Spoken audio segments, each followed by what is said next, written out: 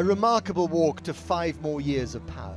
A man once high on the impatience of youth, now adopting a more solemn pace, clasping the hand of his wife Brigitte, leading the children of campaign workers into his and France's next chapter. The Pied Piper in front of the soaring symbol of Gallic self-confidence. Note the contrast to his last walk to power. Then it was the Louvre Palace, and he thought he could change France alone. But he can't, and despite his victory, he is politically isolated at home.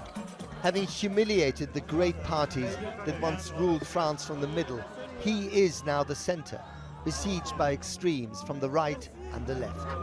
But notice the music, the same as last time. Beethoven's Ode to Joy, the European anthem, sending a very clear signal here to the rest of the world.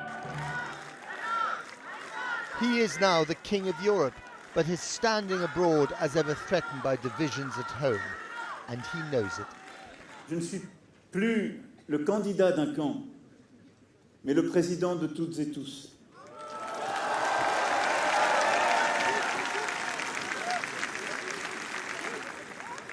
Et je sais que pour nombre de nos compatriotes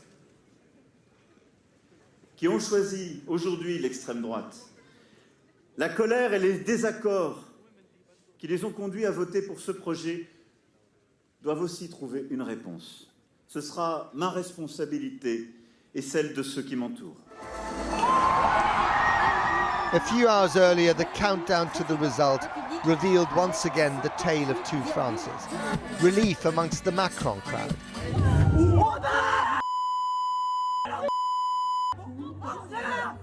Florid abuse amongst bitterly disappointed Le Pen supporters here in the Calais area, one of her strongholds. And here at her election night party in Paris, she has lost for a second time to Macron, but the far right has never done better, and Madame Le Pen is not about to quit. Enterrés, nous l'avons été 1000 fois, et 1000 fois l'histoire a donné tort à ceux qui prévoyaient ou espéraient notre disparition. Dans cette défaite, je ne peux m'empêcher de sentir une forme d'espérance. Ce résultat constitue pour nos dirigeants français comme pour les dirigeants européens le témoignage d'une grande défiance du peuple français à leur égard qu'ils ne peuvent ignorer. Back in the shadow of the Eiffel Tower, some perspective. First from France's powerful finance minister, Bruno Le Maire. You're relieved? Well, we are happy, of course, for France, because I'm deeply convinced that the choice that has been made by the French population is a very clear one, a very strong one, and the best one for the French nation and for the French citizen. Nevertheless, we are fully aware of the necessity to improve what we have already done for the French population. I'm thinking, of course, of the purchasing power, which is today one of the most important concerns for the French population. I'm thinking also of the fight against climate change, which was at the core of the concern of many French citizens, including the youngest one. So there is a lot of job to do. One more, finally, there have been some very difficult relations with Boris Johnson and Brexit Britain. Is there going to be a reset now? Will you be best friends? I don't know, Entente cordiale? Our first challenge will not be the relationship between the UK and France. Our first challenge will be to reinforce the French unity, to take into account all the concerns that have been expressed during this election, and to do our best, first of all, for the French population. Were you nervous? Oh yeah. Because I know a lot of young people who are interested in Le Pen, so I was a bit scared that my demographic would vote for her. What's this more about beating the far right than re-electing Macron? For many people it is, because it was a hard choice. Many people don't feel represented between the two candidates. For me, he's very unpopular, isn't he, with many people? He can be quite unpopular, and it's tough. Is Macron now the most recognizable leader in the world? Of course he is. Of course. For sure he is, and I believe that he is.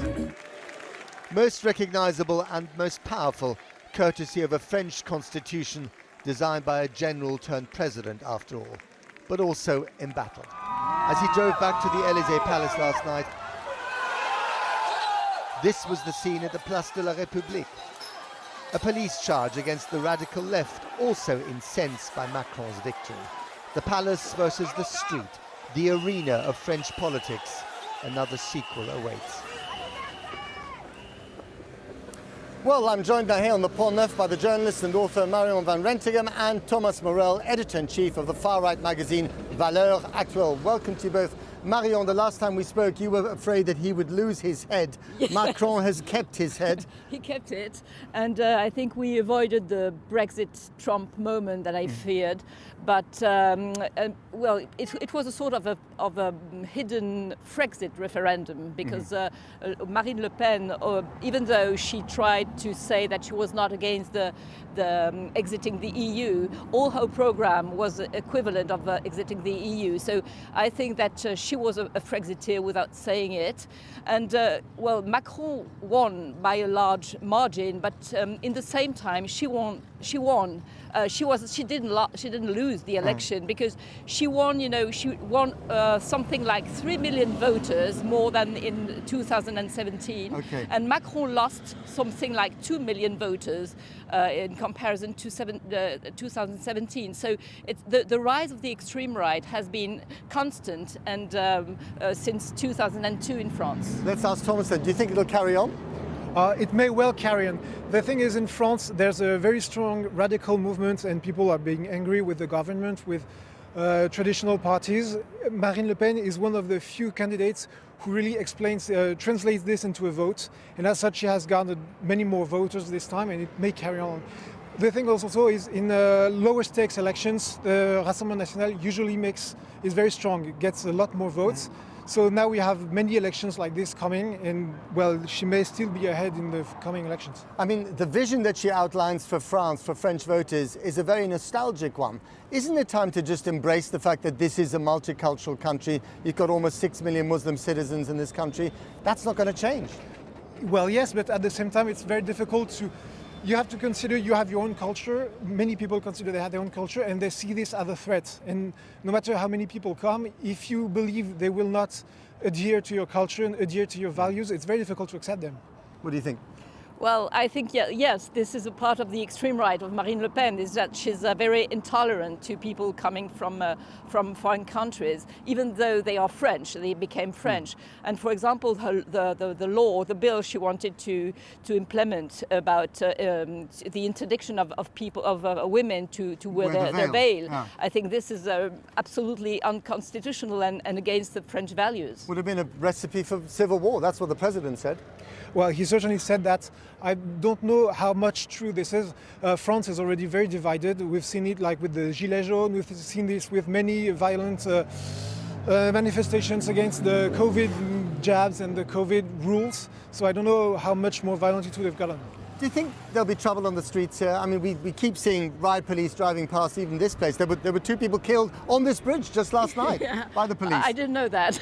Yes. Well, right where you're standing, virtually. Yeah. Okay. So yeah, I'm a bit worried, and I you know what the biggest failure of Emmanuel Macron is that he promised that he would avoid the desire of people to vote for the extremes in 5 years, and after 5 years, the exact opposite has happened. The opposite, and there is just one extreme. There are 3 extremes now in the political landscape, which is crazy in France. You have extreme right, which you have extreme left, and you have an extreme center, which is a sort of a large belly called Macronism, and nobody knows what it means exactly. And Thomas, you know, if Macronism fails, if he fails and he can't run again for office, what happens then? Well, there'll be another election, and I don't know, we'll see right then. Because do you think the next president will be called Marine Le Pen or someone else? I would certainly not make that assumption right now. Yeah. The traditional parties, what he calls the extreme center, is like an aggregation of moderate right and moderate left.